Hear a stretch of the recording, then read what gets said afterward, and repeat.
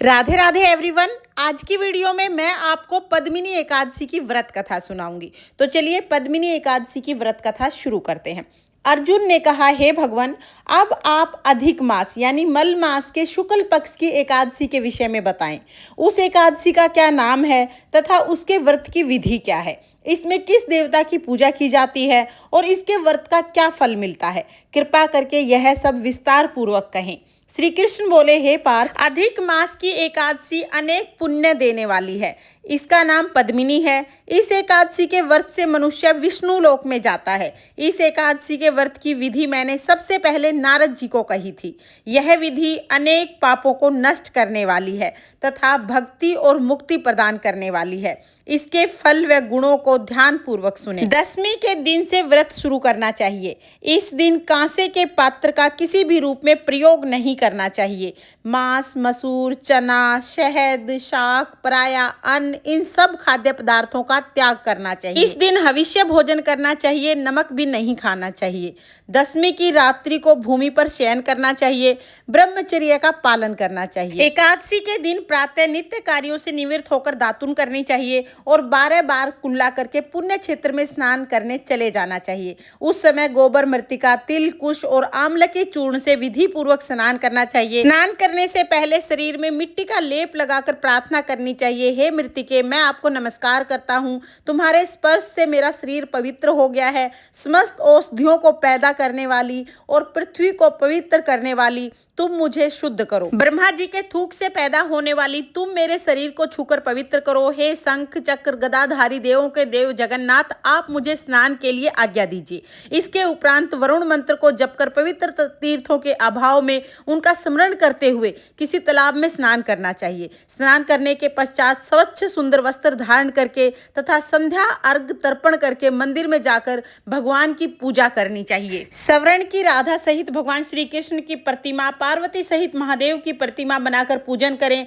धान्य के ऊपर मिट्टी या तांबे का घड़ा रखना चाहिए। उस घड़े को वस्त्र तथा गंध आदि से अलंकृत करके उसके मुख पर तांबे, चांदी या सोने का पात्र रखना चाहिए। उस पात्र पर भगवान की प्रतिमा रखकर धूप, दीप, नैवेद्य, पुण्य, केसर आदि से उसकी पूजा करनी चाहिए। उसके उपरांत भगवान के सम्मुख नृत्य गान करें। उस दिन पतित और रजस्वला स्त्री को स्पर्श नहीं करें। भक्त जनों के साथ भगवान के सामने पुराण की कथा सुननी चाहिए। अधिक मास में शुक्ल पक्ष की पद्मिनी एकादशी का व्रत निर्जल करना चाहिए। यदि मनुष्य में निराहार रहने की शक्ति ना हो तो उसे जलपान या अल्प आहार से व्रत करना चाहिए। रात्रि में जागरण करके, नाच और गा करके भगवान को स्मरण करना चाहिए। प्रति पहर मनुष्य को भगवान या महादेव की पूजा करनी चाहिए। पहले पहर में भगवान को नारियल, दूसरे पहर में बिल्व पत्र, तीसरे पहर में सीताफल और चौथे फल में सुपारी नारंगी अर्पण करनी चाहिए। इससे पहले पहर में अग्नि होम, दूसरे पहर में वाजपेयी होम, तीसरे पहर में अश्वमेघ यज्ञ तथा चौथे पहर में राजसूय यज्ञ करना चाहिए। इस व्रत से बढ़कर संसार में कोई यज्ञ, तप, दान, पुण्य नहीं है। एकादशी का व्रत करने वाले मनुष्य को समस्त तीर्थ और यज्ञों का फल मिल जाता है। इस तरह से सूर्योदय तक जागरण करना चाहिए। स्नान करके ब्राह्मणों को भोजन कराना चाहिए। सब पदार्थ भगवान की प्रतिमा सहित ब्राह्मणों को देनी चाहिए। इस प्रकार जो मनुष्य विधि पूर्वक भगवान की पूजा तथा व्रत करते हैं उनका जन्म सफल हो जाता है और वे इस लोक में अनेक सुखों को भोग कर अंत में भगवान विष्णु के परम धाम को जाते हैं। हे पार्थ, मैंने तुम्हें एकादशी के व्रत का पूर्ण विधान बताया है। अब जो पद्मिनी एकादशी का भक्ति पूर्वक व्रत कर चुके हैं उनकी कथा को कहता हूँ, ध्यान पूर्वक सुनो। यह सुंदर कथा पुलस्त्य जी ने नारद से कही थी। एक समय कार्तवीर्य ने रावण को अपने बंदी गृह में बंद कर लिया। उसे मुनि पुलस्त्य ने कार्तवीर्य से विनय करके छुड़ाया। इस घटना को सुनकर नारद जी ने पुलस्त्य जी से पूछा, हे महाराज, उस महामायावी रावण को, जिसने समस्त देवताओं सहित इंद्र को भी जीत लिया था, कार्तवीर्य ने किस प्रकार से बंदी बनाया, सो आप मुझे बताओ। इस पर पुलस्त्य जी बोले, हे नारद जी, आप पहले कार्तवीर्य की उत्पत्ति का वृतांत सुनो। त्रेता युग में महिष्मति नाम का एक नगर था। उसमें एक राजा राज्य करता था। उस राजा की 100 स्त्रियां थी, उनमें से किसी को भी पुत्र की प्राप्ति नहीं हुई। तब राजा ने आदर पूर्वक पंडितों को बुलाया और पुत्र की प्राप्ति के लिए यज्ञ किए, परंतु सब असफल रहे। जिस प्रकार दुखी मनुष्य को भोग नीरस मालूम पड़ते हैं, उसी प्रकार उसको भी अपना राज्य पुत्र के बिना दुख में प्रतीत होने लगा।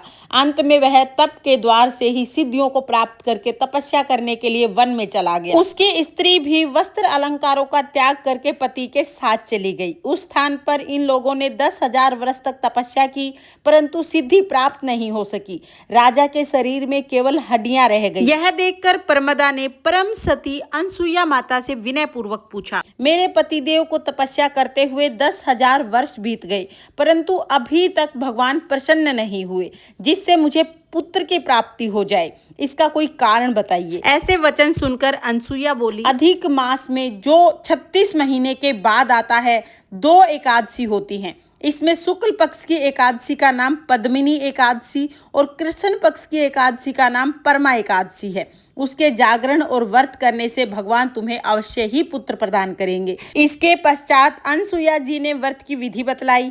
रानी ने अनसुईया की बतलाई हुई विधि के अनुसार एकादशी का व्रत और रात्रि जागरण किया। इसके पश्चात भगवान विष्णु उस पर प्रसन्न हुए और वरदान मांगने के लिए कहा। रानी ने कहा, आप यह वरदान मेरे पति को दीजिए। प्रमदा का वचन सुनकर भगवान विष्णु बोले, हे प्रमदे, मल मास मुझे बहुत प्रिय है, उससे भी एकादशी की तिथि मुझे अधिक प्रिय है। इस एकादशी का व्रत तथा रात्रि जागरण तुमने विधि पूर्वक किया है, इसलिए मैं तुम पर अत्यंत प्रसन्न हूँ। इतना कहकर भगवान विष्णु राजा से बोले, हे राजेंद्र, तुम अपनी इच्छा के अनुसार वर मांगो, क्योंकि तुम्हारी स्त्री ने मुझको प्रसन्न किया है। भगवान की मधुर वाणी सुनकर राजा बोला, हे भगवान, आप मुझे सबसे श्रेष्ठ, सबके द्वारा पूजित तथा आपके अतिरिक्त देव, दानव, मनुष्य आदि से अजय उत्तम पुत्र दीजिए। श्री हरि विष्णु भगवान तथास्तु कह के अंतर्ध्यान हो गए। उसके बाद राजा रानी अपने महल को लौट गए और कुछ समय बाद ही उनको कार्तवीर्य नाम के पुत्र की प्राप्ति हुई। वह भगवान के अतिरिक्त सबसे अजय थे। कार्तवीर्य ने रावण को जीत लिया। यह सब पद्मिनी एकादशी के प्रभाव से हुआ। इतना कहकर पुलत्स्य जी वहां से चले गए। भगवान बोले, हे पांडु नंदन अर्जुन, यह मैंने अधिक मास के शुक्ल पक्ष की एकादशी का व्रत कहा है। जो मनुष्य इस व्रत को करता है वह विष्णु लोक को जाता है। सूत जी बोले, हे महर्षियों, जो आपने पूछा था सो मैंने बता दिया।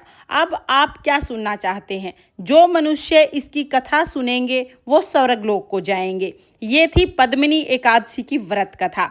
पद्मिनी एकादशी की व्रत कथा सुनने के बाद अब हम एक गणेश जी की कथा जरूर सुनेंगे। तो चलिए अब मैं आपको गणेश जी की कथा सुना देती हूँ। एक बार एक गांव में एक बुढ़िया रहती थी। बुढ़िया रोजाना गणेश जी की पूजा करती थी। रोजाना मिट्टी के गणेश जी बनाती, रोजाना गल जाते। बुढ़िया के घर के सामने एक सेठ की हवेली बन रही थी। बुढ़िया ने जाके कारीगर से कहा, आप मेरे लिए पत्थर के गणेश जी बना दो। कारीगर बोले, बूढ़ी माई, जितनी देर में आपके पत्थर के गणेश जी बनाएंगे उतनी देर में हमारी दीवार बन जाएगी। हमारे पास समय नहीं है, आप किसी और से बनवा लें। ये सुन के बुढ़िया को बहुत बुरा लगा। बुढ़िया ने मन में सोचा कि भगवान करे तेरी दीवार टेढ़ी हो जाए। अब गणेश जी तो सब कुछ सुन रहे थे। जैसे ही कारीगर दीवार बनाए वैसे ही दीवार टेढ़ी हो जाए। दीवार गिरा के दोबारा बनाए तो दोबारा फिर से टेढ़ी हो जाए। यूं ही दीवार बनाते गिराते सुबह से शाम हो गई। शाम को सेठ जी घर आए। सेठ जी ने पूछा कि क्या आज कोई काम नहीं हुआ? तो कारीगर ने बताया कि सेठ जी काम तो बहुत कर रहे हैं, लेकिन जैसे ही दीवार बनाते हैं वैसे ही दीवार टेढ़ी हो जाती है। फिर कारीगर ने बुढ़िया के आने की सारी बात सेठ जी को बता दी। सेठ जी ने कहा, मुझे बुढ़िया के पास लेके चलो। कारीगर सेठ जी को बुढ़िया के पास ले गए। सेठ जी ने हाथ जोड़ के कहा, हे बूढ़ी माई, हम आपके पत्थर के नहीं सोने के गणेश जी बनवा देंगे, आप हमारी दीवार सीधी करा दो। गणेश जी तो सब कुछ सुन रहे थे। ये सुनते ही गणेश जी ने सेठ जी की दीवार सीधी कर दी। तो सेठ जी ने भी बुढ़िया के लिए सोने के गणेश जी घड़वा के दिए। हे गणेश जी महाराज, जैसे आपने सेठ की दीवार सीधी की वैसे ही इस कहानी को कहते सुनते हुकारा भरते सबके सब कार्य सीधे करना, और जैसे आपने बुढ़िया की इच्छा पूरी की वैसे ही सबकी सब मनोकामनाएं पूर्ण करना, और सब पर अपनी कृपा दृष्टि बनाए रखना। ये थी गणेश जी की कथा। इस तरह से हमारी पद्मिनी एकादशी की व्रत कथा पूर्ण होती है। पद्मिनी एकादशी की व्रत कथा आपको कैसी लगी कमेंट करके ज़रूर बताना। और अगर ये वीडियो आपको पसंद आई हो, वीडियो आपके लिए थोड़ी बहुत भी यूजफुल हो, तो प्लीज़ प्लीज़ वीडियो को लाइक कर देना और चैनल को सब्सक्राइब कर लेना। फिर मिलते हैं किसी और वीडियो में, तब तक के लिए जय श्री कृष्णा, राधे राधे।